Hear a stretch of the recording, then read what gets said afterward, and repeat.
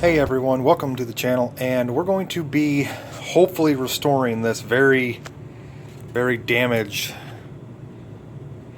and potentially, I'm going to say potentially rare, or at least hard to find, because I really can't find much information on it. And there's kind of a long story with this. I just got home after getting this, and it looks like there's a lot of parts missing. A lot of cards are missing. The floppy drives are missing. The front cover here is missing. The front panel's missing. So I'm going to go back to where I found this and see if I can find the rest of the parts besides the two cards and floppy cable that was sitting nearby. So we'll go see that, or if I can find that kind of stuff, and then I will talk about this machine a little bit. Okay, I'm back. It's been a couple days. I brought this thing upstairs so I could work on, which is ironic because yes, I have a workbench that I should be could be using, but I want to do it up here. Way better light up here, at least until I get better lights down there. So this is, from those who can tell right off, is a very old computer. But more specifically, it is a PC XT clone, which means this is a copy of the IBM 5160, as far as I can tell. The CPU's missing. Looks like it's got some RAM chips missing. I had to push these back down because somebody tried to pop them up. The case is, as you can see, just a little, okay, a lot dirty and a lot grungy. And yes, that is the K-Pro stamping. So a little bit of a backstory, and I can't go into full detail because I don't know if everything's okay or not for me to. But it's kind of a long story, so I'll kind of condense it down.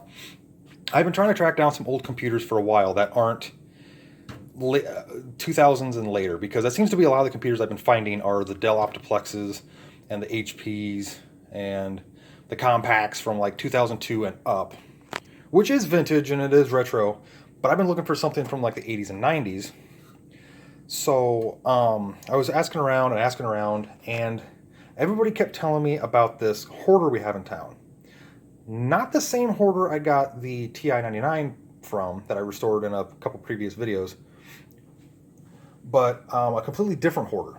Apparently there's a lot of hoarders in my hometown. Go figure. But apparently they kept telling me if this guy is, if I'm looking for anything computer related or whatever it may be, he might have something. Well, I could never get a hold of him, never could track him down. And finally I was talking to somebody and they overheard me in the grocery store, and they told me that they are a really good friend of theirs. So anyway, they told me that they were going to get me in contact with one of their children, and they would let me know. Well, a couple weeks go by, and finally I get a phone call that one of his sons is in town. They live a couple states away. The city's been ragging on them to come up and deal with their father's properties. He owns several houses around town. And he was up there at this one house replacing some locks because some people had been breaking in. And this is why this machine's in pieces. People have been breaking in and stealing and ransacking the place. So I go in, and sure enough, there's things everywhere. And it's all like 70s, 80s, and 90s stuff. It's all like turntables and record players and furniture and lamps. But it's all just thrown in the house. It's not garbage. It's just, at one point, it was all somewhat nice stuff. I saw a couple higher end 70s stereos that would have been really neat to have, but unfortunately, they were destroyed and damaged, kicked in. And I go upstairs, and there was at least evidence that there was a bunch, if not dozens, of computers of all different types and eras. And the problem was that there was nothing complete. that I could see. There was the front bezel that was broken off of a Packard Bell Legend 386. There was a speaker set that had the Apple logo, the old rainbow Apple logo from 1992, but the power and input wires were cut off, and there was no other Apple stuff there. There was CRT monitors that were smashed in. There was motherboards that were broken in half all over the place, and the ones that were intact had a bunch of parts missing, like this one here. And I knew right away it was a XT, or at least an XT clone, because of the very lovely chunky power switch and the 8-bit only ICE expansions. So I snagged this and as many parts as I could find. I actually went back and found some more stuff for it besides these two cards. And I do want to get this thing restored back to new condition, but I need to see if I can fix these cover pieces, because there's some chip paint. Looks like I might have to repaint. And there's some definite rust spots. I don't know what caused them. I can guess. I don't want to, because that makes it feel a little disgusting.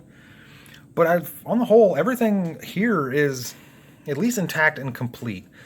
I don't know. There's a ground wire here. I'm assuming there was a PC lock here. So I'll need to find a way to jumper something up here. But I need to see if I can find the RAM and the CPU. So first things first is I'm going to take the power supply apart and check the capacitors, make sure nothing looks bad. And we're gonna, well, hopefully power this thing up if I can find a way to. The big one's gonna be fixing this outer shell. It's not in too bad a shape, but there's definitely a big dent right here. All the screws are missing for it. There's some adhesive gunk right here. But other than that, it's not in too bad a shape. There's some rubber residue. Shouldn't be too hard to fix. So I'm going to take the power supply apart and make sure everything's good. And while I'm doing that, I'm also going to be doing a bunch of research to see what this card is, what this card is, and what card could possibly be missing, because there's 3 open areas here and only 2 cards. So I don't know if I just missed something or if there was a block off plate that was removed for whatever reason. And there's a switch back here. I don't know what that's for yet, because I don't remember if XT class machines or XT clones had a switch like that. That almost implies a turbo switch, but I didn't know the 8088s had a turbo mode. Anyway though, I'm going to see if I can get this stuff fixed up. So I'm going to get that and do some research, and I'll be right.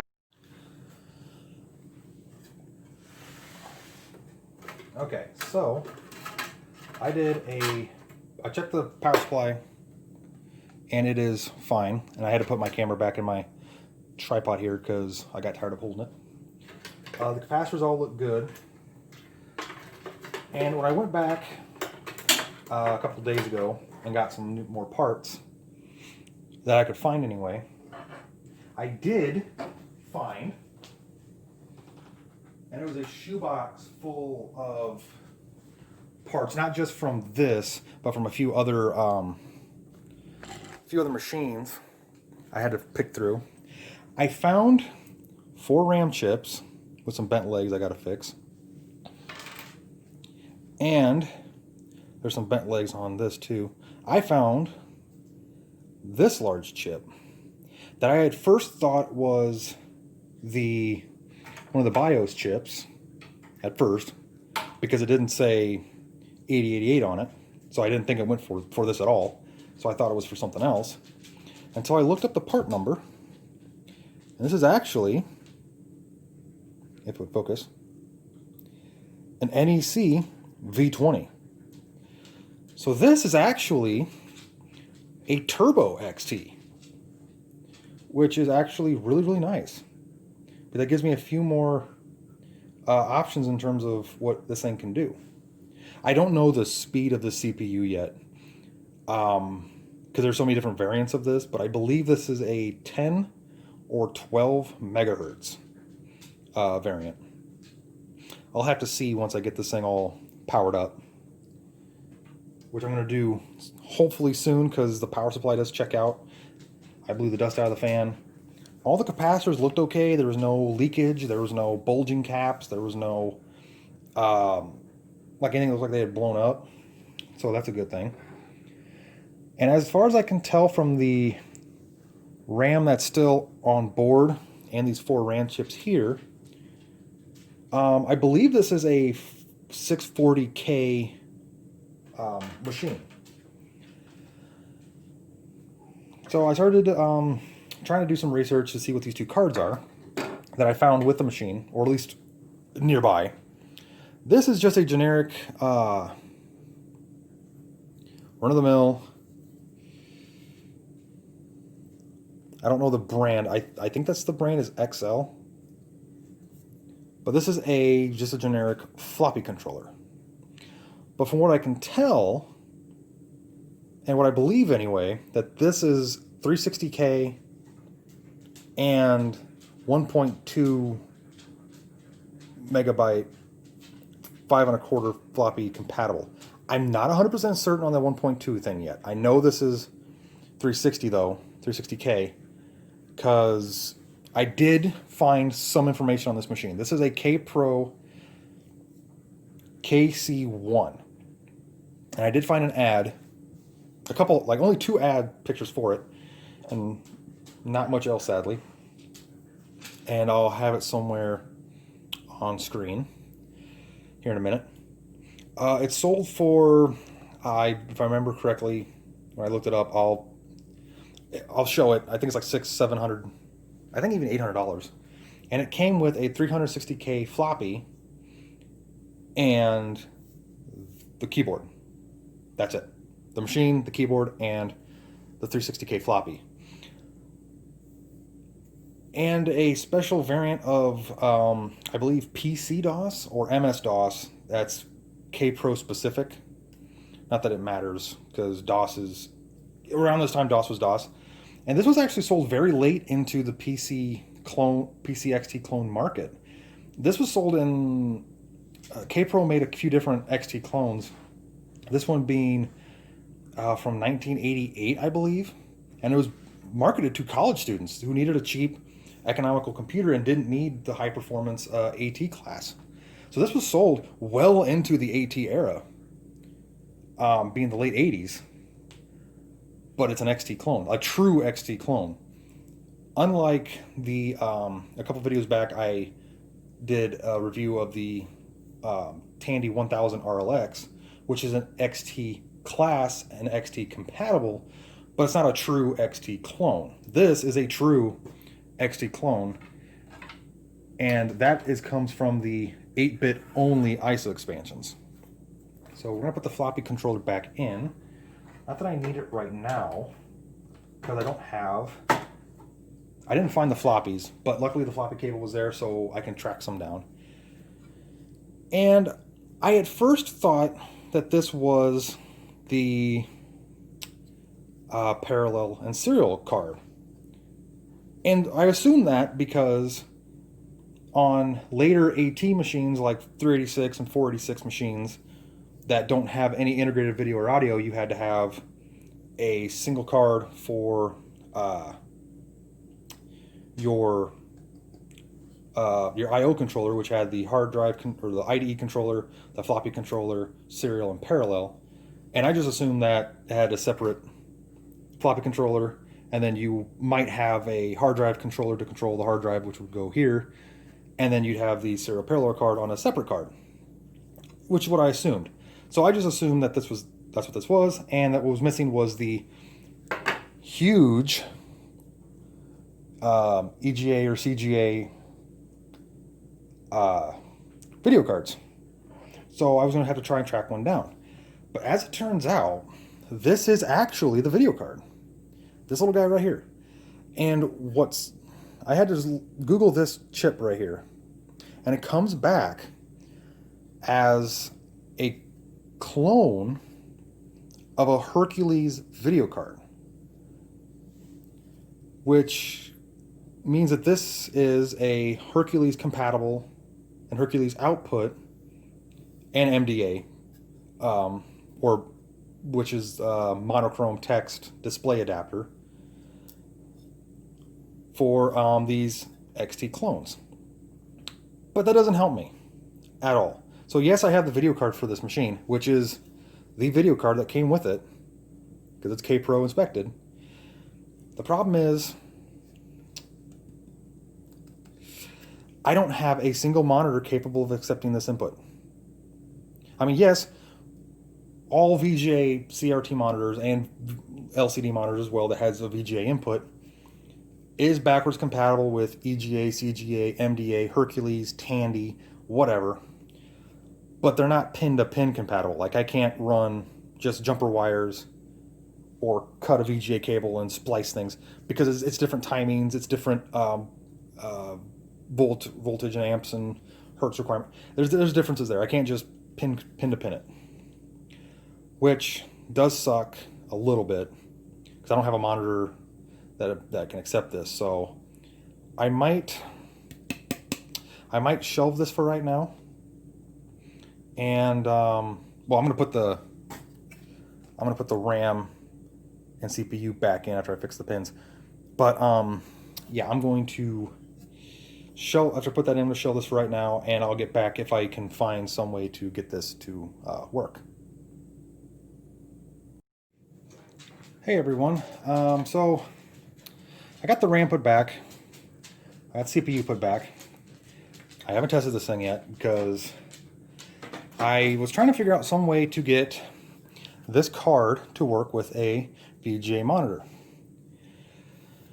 which unfortunately the only thing I found is a little converter box. It's an open source box that converts MDA, Hercules, EGA, CGA, Tandy to VGA. It's a bunch of dip switches. It changes the frequencies. It changes the necessary voltages and stuff. But the problem is that box costs about $100 plus shipping, which is a lot cheaper than me trying to source a complete CRT monitor capable of accepting this and then putting it to VGA, which I might do in the future, just because I have a feeling that if I got lucky finding this kind of machine, there's a chance I could get lucky finding something else, like a 5150 or a 5170 or an actual 5160 or some other machine where I just can't get VGA. So I was actually stuck for a while. So I started looking up to see if there's any way, or if I could find an 8-bit VGA card. I wasn't aware of how hard to find, rare, and expensive those are. So again, I was stuck, and I started taking a bit of a break until I came across a Vogons chat in which people were talking about restoring the original 5160, which is the original model this is cloned after. And apparently, somebody asked a similar question, is there a way to get a VGA output from these machines to hook into a modern monitor, or a modern-ish monitor, since VGA has kind of been obsolete since, like, I don't know, 99, 2000, I think. And somebody on the responded to them and said that certain 16-bit ISA video cards have the capability of running in an 8-bit only mode. So I started digging a little deeper, and that is true. Certain BIOS XT machines with certain main boards and certain 16-bit ISA video cards can be used with these machines. But there's no list that guarantees it, because every BIOS revision might be different, every main board might be different. So I started doing a lot of digging to see if I can find the specific mainboard. This mainboard is made by AUVA, A-U-V-A. And they've made several motherboards. They've made video cards, especially clone cards. They were really good at making clones. And this is their, after doing a lot of searching, and I'll put the diagram picture that I found somewhere. This is the AUVA Juco Baby XT, and it's called Baby XT because it's small. Some of the XTs and XT clones went all the way out here and then all the way under here. XT/Turbo XT. So yes, this is a turbo switch, and the CPU does run at the. It doesn't say what it comes with, but it says it's Intel 8088 or NEC V20 compatible. Which, from doing a little more digging, I think that's actually a 12 megahertz. I think it cuts it down to 6 or 7 with a turbo switch. But anyway, so I started looking around, seeing if I could find some VGA card capable of working with my machine. And there was a list of cards that might work, that could work. So I went and I grabbed all of my VGA output cards. This one is a Trident TVGA 9000B. I don't know the exact model. I have a Western Digital. I believe this is a Paradise VGA. I think this is 1 megabyte. I believe, which is well overkill for this. And I have a ATI VGA Wonder 16. All of these are 16-bit ISA. All of these are VGA. I believe this one's 256K. I believe this one is 1 megabyte. And this one is maxed out at the 512K. I believe. I actually want to run these in some different machines and see if I can benchmark them to see if they'll tell me. Because these two especially came in several different varieties. This one came in a 128, 512, and a 1 megabyte variant. This one came in a 256, 128K, and I believe 512K. But I think there was also 1 megabyte version. I don't know. But of all three of these cards, and these are the only three VGA ISA cards I have, one that stuck out on one of those lists was the VGA Wonder 16. So this might actually give me a VGA output. I hope it does.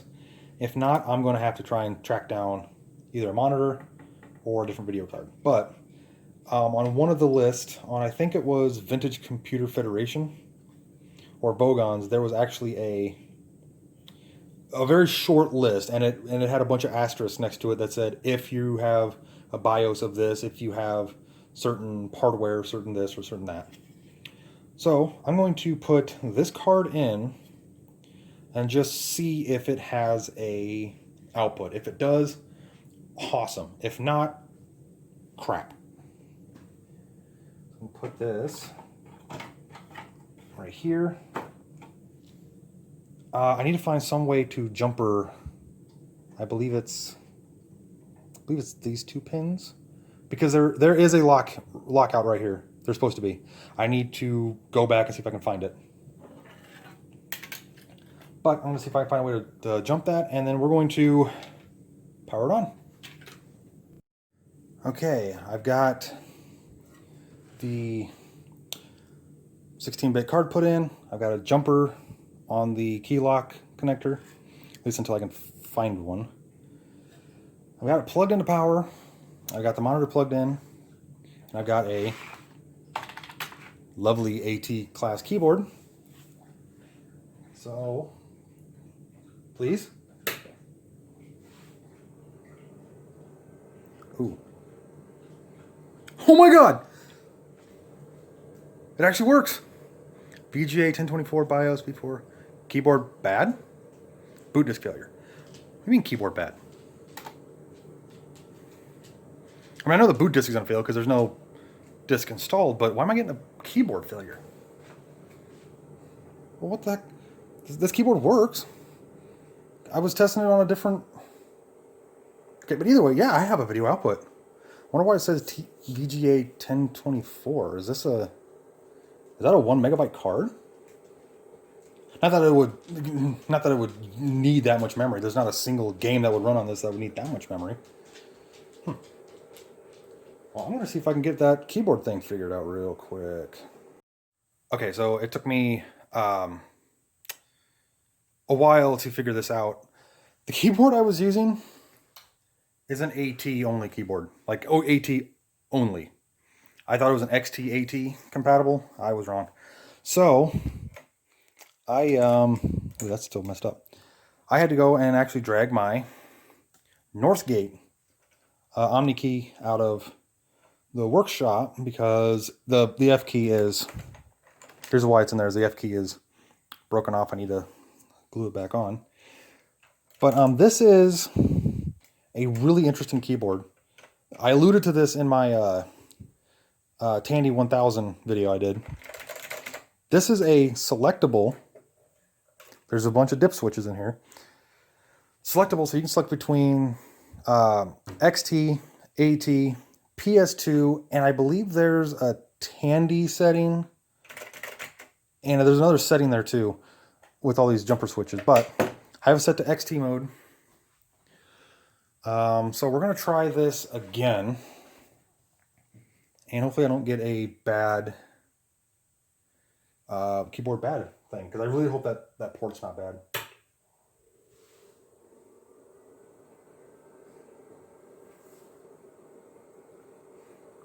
Clocking through RAM pretty quick. Keyboard. Why am I getting keyboard bad? Like, seriously?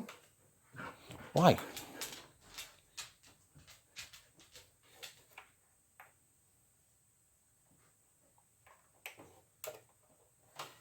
I should not be getting a keyboard bad.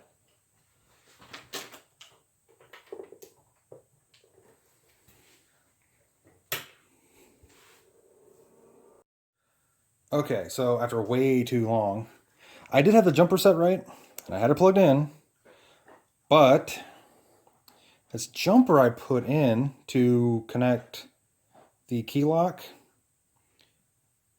turns out the key lock actually leaves the circuit open. It doesn't close it, which is my fault for not thinking about that, but now, yep, it should work now.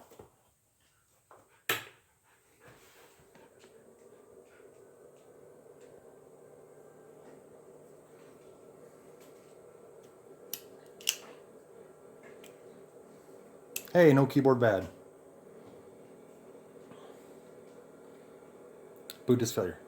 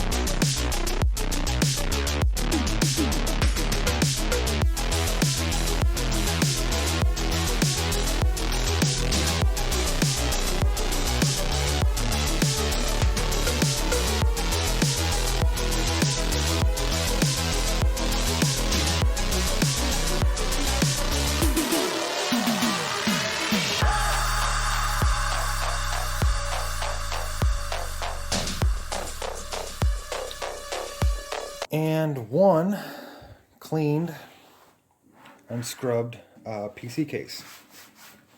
I'm really glad I was able to get most of the rubber feet marks out and stuff. The only thing wrong so far is right here there's kind of a gouge. And I don't want to paint this case for two reasons. One, it's actually in really good shape. And as much as I would love to sand this and prep this and paint it, there's no way I'm ever going to be able to match this paint, both in color and in texture. There's actually a really rough texture here that a lot of computers, especially desktops of the 80s, had. And for whatever reason, they had a texture to them. I don't know why. Maybe it was to hide any metal imperfections or any future imperfections that might pop up. I don't know. But I don't want to paint this. I'm going to paint the inside of the chassis here. I'm going to paint and get all that rust covered up. But the outer case itself, I did not want to paint. It looks a lot better.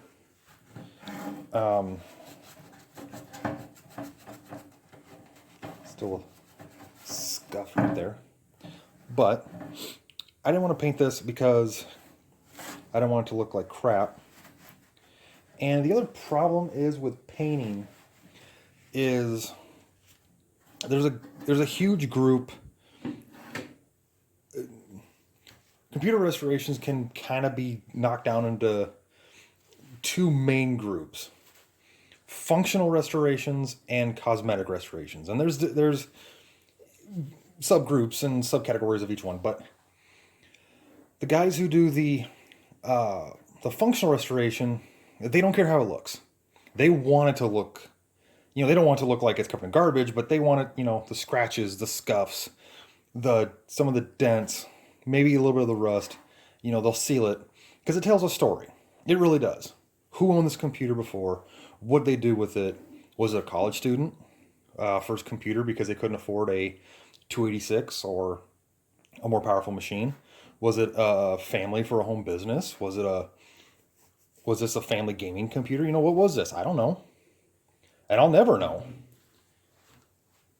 Even if somebody out there has the receipt with the serial number on it, I'm never going to know what this machine originally was for or what happened between then and when I got it. But the guys who do the cosmetic or the functional, they just want it functionally repaired. They want it functional. They want it to perform. They want it to work. And I got it to that point. And luckily, on the other side of that, this thing is also cosmetically looking good because the other group of guys, or the other category, not other group of guys, the other category of restoration for cosmetic, and I know I'm rambling, I know, but the cosmetic guys, they want it to look museum quality. They want it to look brand new, better than it did when it was new, or as good as it was when it was new. And to a point, I do understand that. I want my machines to look good, and this does look really good. But on the same hand, I'm never going to be able to replicate this texture. Not in a million years. And there are probably guys who's restored computers for years, decades even, who can say, oh, it's this color gray with, you use this technique to get this texture. I'm not going to go that route. It's functionally, it works. Cosmetically, it looks good. I'm happy with where it is. I'm going to finish restoring the interior section, and I'm just going to call it good at this point. The next time you see it, it's going to be all put back together. It's going to be all painted. I'm going to try and track down one, maybe two floppy drives, because my only problem is I don't know how to reproduce these covers. And so if I put one floppy drive in, I'd have an empty space, and I don't want it to look like it has an empty space. So I think I could find something to go in there, at least as a temporary measure. At least something, anyway. But yeah, I'm going to put this thing back together, at least put the cover back on for right now and put it back in storage. Okay, it's been a rough few days with this machine anyway. I've gotten the chassis completely cleaned out and got this completely cleared out. I'll show some pictures of how nasty it was before and after. Yeah, this thing is nasty. But nothing's bad in it. Much better. Got the motherboard cleaned off, and this is I've got to say, this is a very, I'm gonna say, gorgeous motherboard, because it is all very highly polished copper, and don't know if you can tell exactly on camera, but it's a kind of a translucent white, so you can see not only the traces on this side but on the underside, and it's actually a very gorgeous motherboard. Like I wish that modern companies would still do this with this kind of color scheme. It's kind of neat.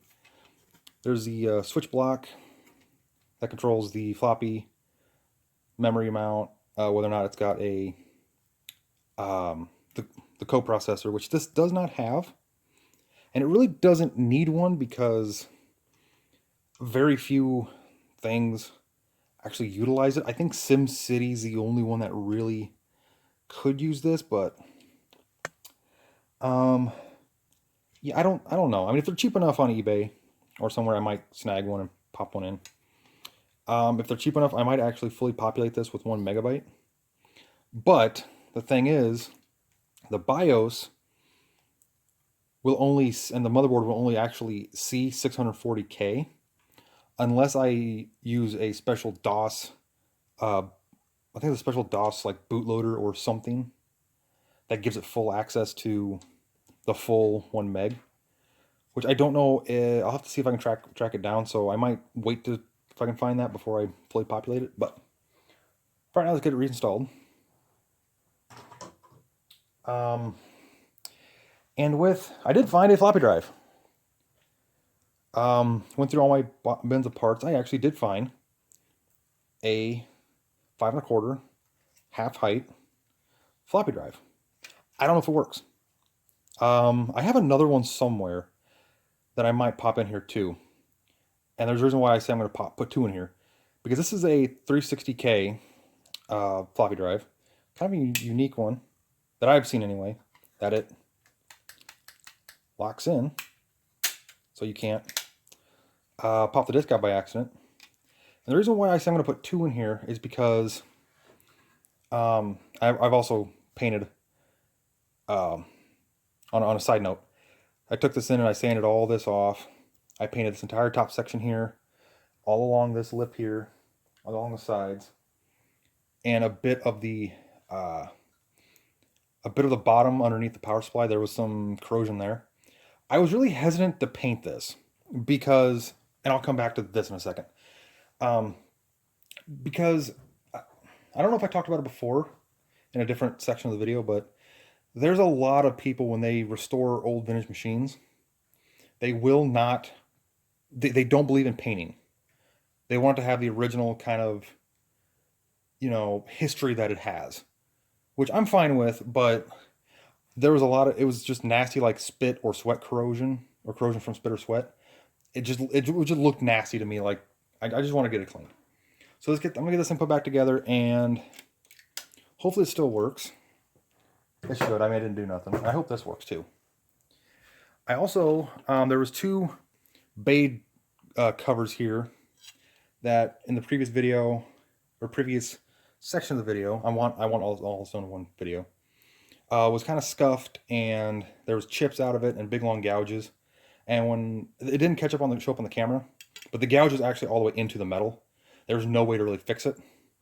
So I took them into work and I sanded them all the way down and painted them white, which is the color that they were before.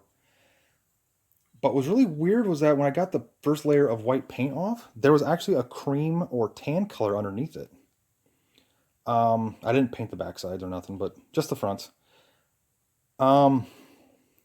because I figured these, you know, no one's going to care that these aren't uh, the exact shade of white that it was originally.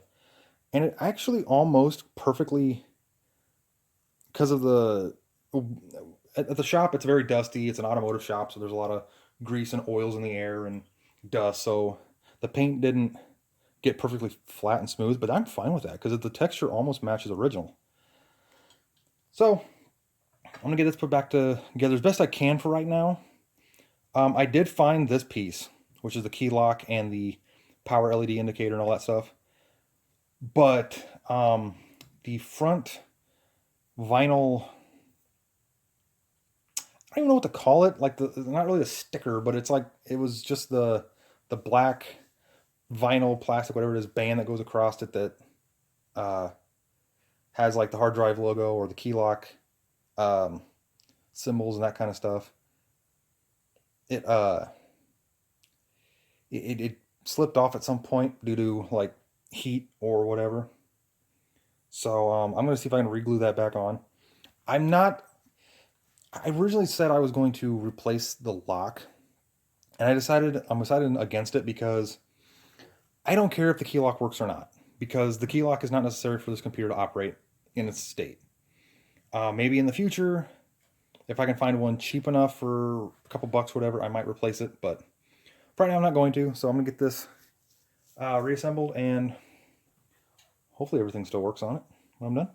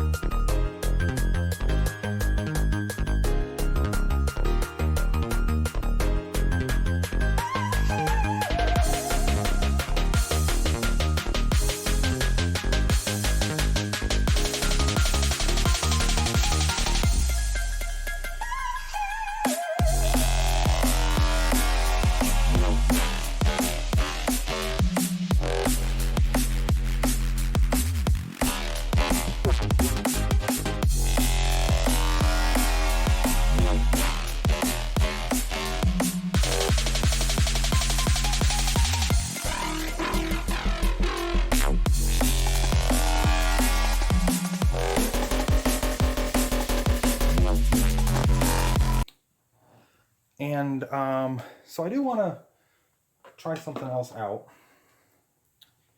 This is a different video card. Earlier when I tested the Western Digital, or no, the, oh boy, that would have been embarrassing. The ATI one here. This one does work. It does give a post and boot screen. But because I got so excited that it actually worked, I didn't test out the Western Digital or this Trident.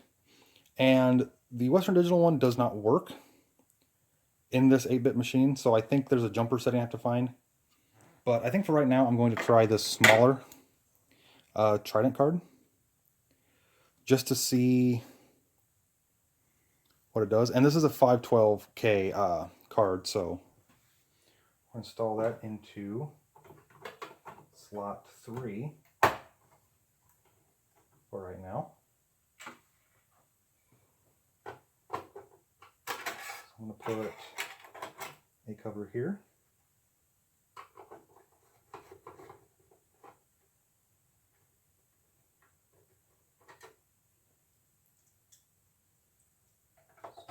Screw it down.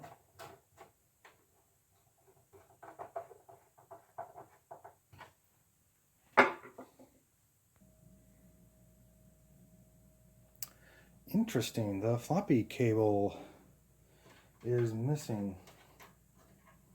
So we'll just tuck those ground wires away for now. I don't know what happened to that. I'm really confused. Did it go like this? Or was it? Yeah.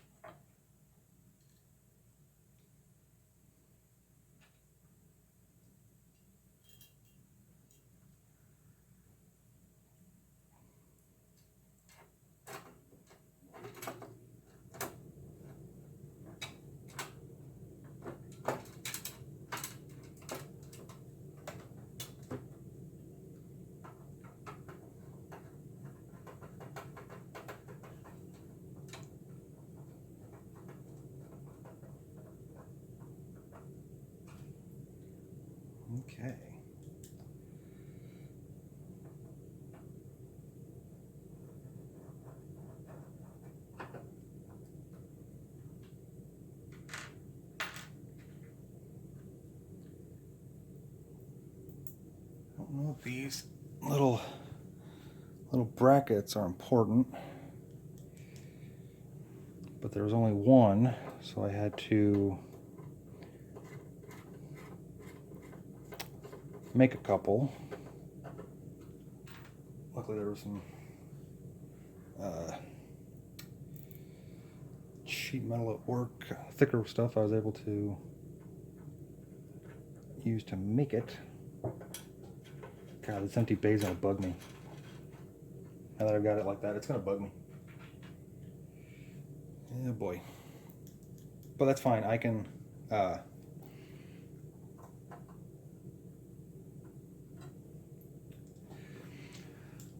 always try and find that other floppy drive I have.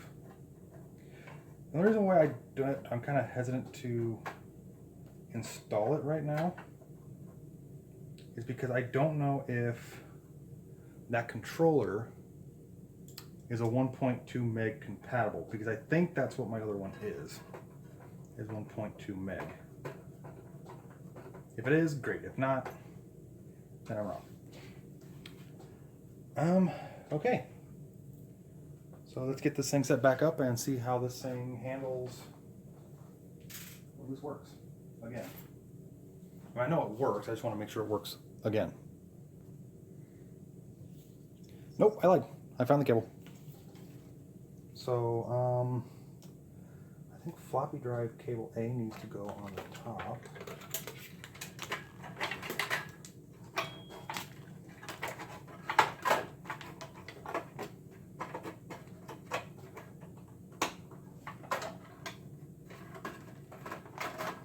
Just sneak this around under here for right now.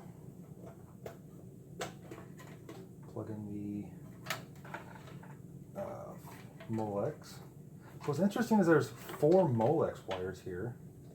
So I'm assuming that this thing could handle a total of 4 floppy drives, but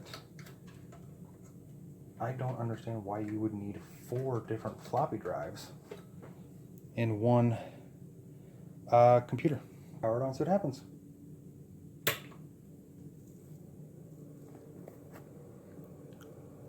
Oh, trying card does work.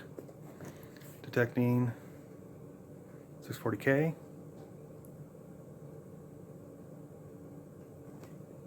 Floppy activity.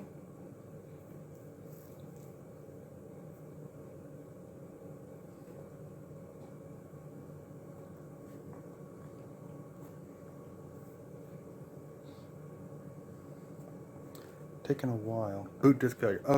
And one fully assembled, fully restored K-Pro KC1 Turbo XT clone.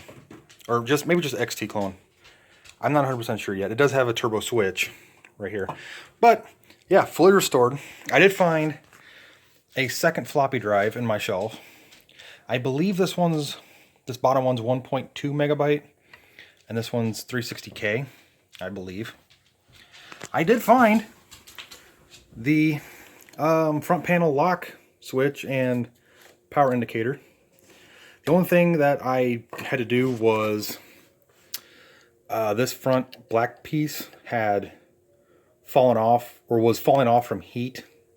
So I cleaned the underside plastic up and everything, and I epoxied it back on, or glued it back on with some epoxy. And just to make sure, in case I ever want to, I decided not to replace this lock. I could have, but I didn't want to because I really don't care if that's functional or not. I may in the future, but for right now, it does work. Or the lock switch isn't important.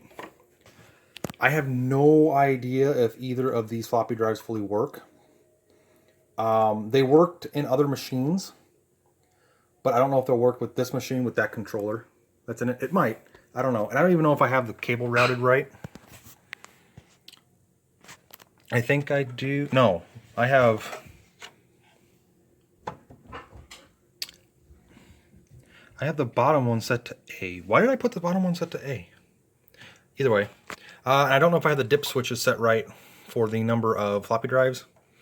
I'll need to look back up on the schematic on this, but yeah, this thing is done and basically functional. I'm going to take the, I still don't have an MDA or Hercules compatible monitor yet, so I'm going to pull this out real quick, put a VGA card in, and show it working fully lit up, and then we'll be done. Okay, and I've got the MDA Hercules card pulled out because I don't have a monitor for it. Got my mechanical OmniKey plugged in, which is XT compatible. I'm not 100% happy with my paint job on these blanking plates, because when I cleaned them up, they were white. They matched the white that I bought, but compared to the case, it kind of just, it doesn't seem to fully match. But it's good enough, I suppose. I did paint the inside of the chassis, but not the top case. The top case is original paint. I did not want to try and match that color at all, because that would just not work. Because there's really no way to reproduce this texture or this color fully. So let's flip on the big chunky power switch and watch what happens.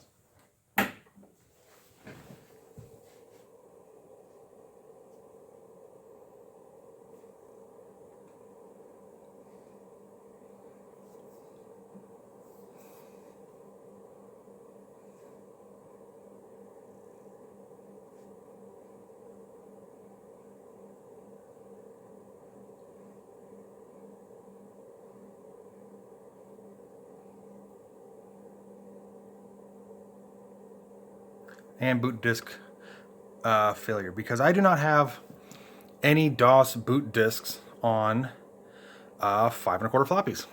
I just don't, and I have yet to find a way to make any yet. Hopefully, I've got a computer build I'm planning that should let me start making some for this. But it's just unfortunate that time being, I really can't do much more to this machine other than turn it on and see it's got 640K of memory and a boot disk failure. But I'm going to try a few other things in the future. But for right now, that is the K-Pro KC1 XT clone. This was actually a really fun restoration and research for it, because I couldn't find too much on this particular clone. It uses an AVA Juco XT mainboard, which a lot of clone manufacturers used. It can take up to 1 megabyte. I might do that eventually. It handles either the 8088 or the NEC V20, which this one has. I believe this one runs at 10 megahertz. And I think it can clock down to either 5 or clock down to 4.77, so it's compatible with old DOS games. But there wasn't a lot of information I could find. This was kind of one of those clones that popped up. I believe they were sold in like they were sold all over, but they were, yeah, I think they were originated from Florida, I believe. And they sold for, I'll put the ad again. I already used it earlier in the video, but I'll put it up again somewhere. I think it sold for like $6.95 or $7.95 in 1988. So this was almost the tail end XT era, because by this point, AT286s were, and their clones were well into being sold. So the XT, it's kind of weird this is an XT machine that was that late into the game, but this was actually marketed to college students and home users that needed a cheap, low cost and compatible computer. And the ad that I found 2 ads. The top floppy doesn't match at all. The bottom floppy does, but the the fine print says it comes with a 360K floppy. And this one's not. This one is 1.2 megabyte, and this one's 360. These were just two I had on my shelf. I think they work. I'm not 100% certain. Hopefully they do. Once I get some DOS floppies made. Because this thing apparently took a version of MS-DOS with some Kpro utilities. Which I think all the utilities was some diagnostics, and I think a RAM memory driver to allow more than 640K memory to be used. Because this board can only take 1 megabyte of RAM, which is not a lot by computer standards today. But for being basically an 8-bit 8088 compatible machine, that's actually a lot. So for right now, this machine is done. It's restored. It's going to go down on my shelf. I'm going to try and track down a monochrome monitor for this, or some sort of Hercules, because I think there was a difference between Hercules and CGA graphics. I don't think they're compatible fully anyway. But I'm going to pop this back in, take the VGA card out, and set it back in my parts bins. And I'm going to call this video good. So if you like the video, hit the like button, subscribe, leave a comment down below if you want to see this machine in action soon, because I do have a, hopefully anyway, if the mail tracking's right, I actually do have a XT to CF adapter card coming in the mail. That was originally for the Tandy, but now that I have this working, it should work for this as a hard drive. I've never used one of these little adapters, so hopefully it's pretty straightforward, because the pictures of what comes in the package, there's no instructions. Apparently it's just a plug and play kind of thing, which I'm not 100% certain if that's true or not. But anyway, for right now this machine's done. And look forward to seeing this and plenty of other machines again in the future. So, see you in the next video.